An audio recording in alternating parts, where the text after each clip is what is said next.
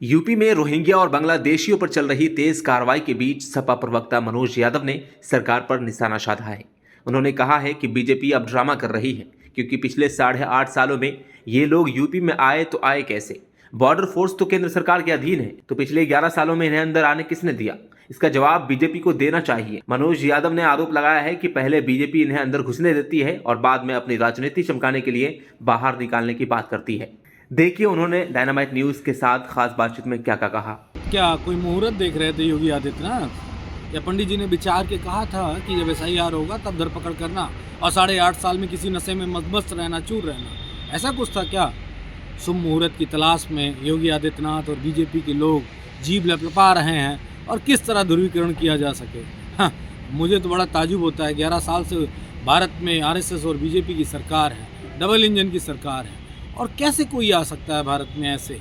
मैं तो इतना जानता हूँ कि बीजेपी के लोगों ने, अगर बांग्लादेशी इस देश में आ गए हैं, अगर, तो जानबूझ के बीजेपी लेके आई, क्योंकि बॉर्डर फोर्सेस सिर्फ और सिर्फ सेंट्रल गवर्नमेंट को रिपोर्ट करती है, ना कि किसी स्टेट गवर्नमेंट। और अगर लेके आए हैं तो उसके पीछे कारण भारत में अस्थिरता उत्पन्न करना और बांग्लादेशियों के नाम पे राजनीति करना, इसके सिवा दूसरी कोई बात नहीं है। लेकिन मैं इतना जानता हूँ, बीजेपी RSS को मुसलमान, खासकर पाकिस्तान और बांग्लादेश के मुसलमानों से बहुत प्यार है, क्योंकि वो इस देश में उनको आने देते हैं और उनके नाम पे राजनीति करते हैं।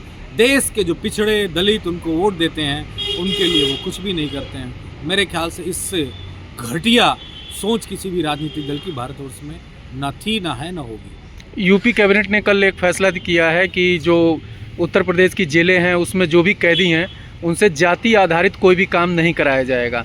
अभी तक ये लंबी समय से व्यवस्था चली आ रही थी कि जो कैदी जिस जाति का होता था उस जाति से जुड़ा हुआ जो काम होता है उससे कराया जाता था। इसको लेकर के क्या कहेंगे? वैसे मुझे नहीं लगता है बीजेपी को इसमें कोई आश्चर्य होना चाहिए था।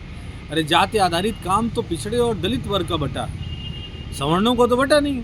हर मानसिकता पूरी सवर्णों वाली सरकार की है, राज करने वाली। लोगों को कैसे उन पे ट्रेस किया जाए, उन पे हरासमेंट किया जाए, उनको परेशान किया जाए, यही वाली सोच है।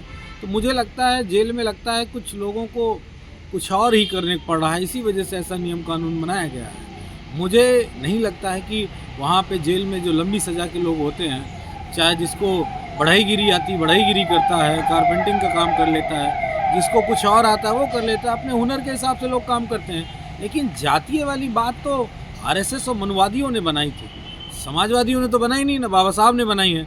तो मेरे ख्याल से अपने ही बनाए काम को बंद करने का प्रयास कर। Bureau report, dynamite news, Lucknow.